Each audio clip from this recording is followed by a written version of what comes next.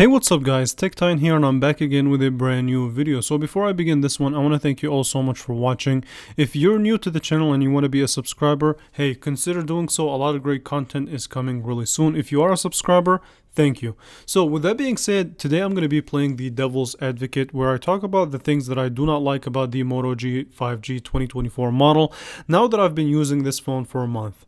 Now I did a video where I did say a lot of good things about this phone, so it will be in the description below if you're interested in checking it out. But with that being said, let's go ahead and get started. One of the major things, I wouldn't say that this is major, but it kind of falls in the minor major category, would be not the design itself. I feel like the design is fine, but it would be the power button and the volume up and down. I would say more specifically the power button slash fingerprint sensor. So one, the power button is mushy and not really that tactile, which kind of makes this experience not that good, especially when you're trying to, click the button and try to get to your screen. So even the embedded fingerprint sensor with the power button is slow at times and not as accurate. I would say you can get about 65 to 70% accuracy rate, which is not that good.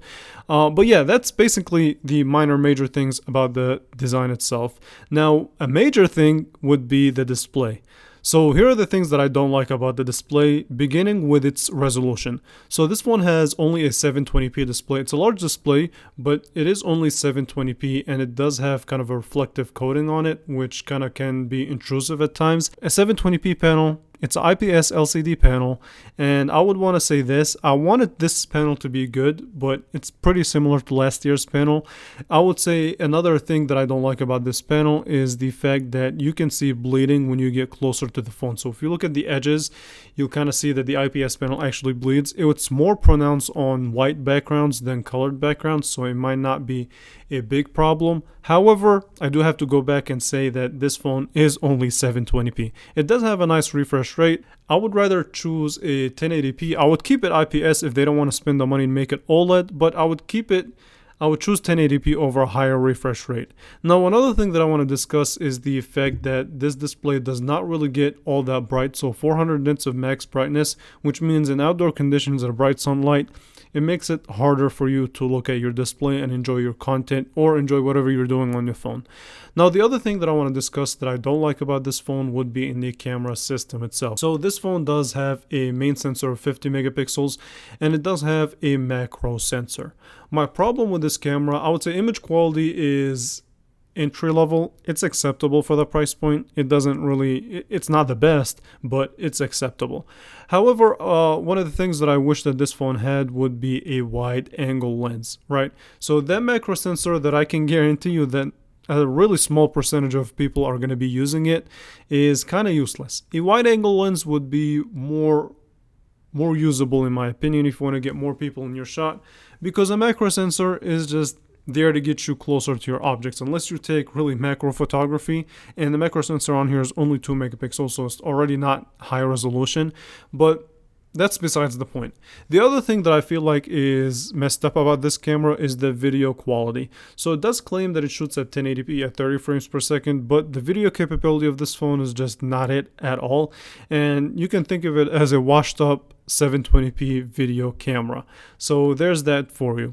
Now, the other thing that I want to discuss, which can also fall in a major category, would be the performance of this phone. So this phone uses an entry-level processor with 4 gigabytes of RAM. The storage on here is decent, so I gotta respect Motorola for that. But the daily tasks over time, this phone, after a month, it did slow down noticeably. So especially if you load it up with apps and you try to multitask, you will feel that this phone is definitely an entry-level phone. Now, the thing is that this phone is $200, and the A15 is the same price point, but I feel like the A15 is just a little bit of a better performer than this phone. So the longevity of this phone is definitely going to be an issue for a lot of people that are wanting a phone to keep for a extended period of time. I don't think this phone would last. However, the battery life is on here is decent. It's actually pretty good, not decent. But yeah, as far as benchmarks, again, entry level and the performance in general, you will experience slowdowns. And I also did experience this phone getting warm. Even when I'm doing the normal tasks, even if I'm not pushing the phone, this phone did get warm on me. So I don't know what's up with that. Okay, so the last thing that I want to say, which is where I'll end it, would be So I don't want to get too mad at this phone, but it does have competition. So you have the Galaxy A15 that has a AMOLED display, 1080p, a 90Hz refresh rate, a slightly better processor, um, and it performs better, has the same battery life, and is just overall a little bit better. So this phone is put in a place with a lot of phones that compete with it, that makes it a harder sell. I would say the design is good, but a lot of the major things like the performance, the camera, the display is just not working properly. And these are kind of the main pillars of having a good phone. Not a fantastic phone, but just a good phone in general. So, do you agree with me? Do you not agree with me? And with that being said, I want to thank you all so much for watching, and I will definitely catch you guys in the next one. Thank you all for watching.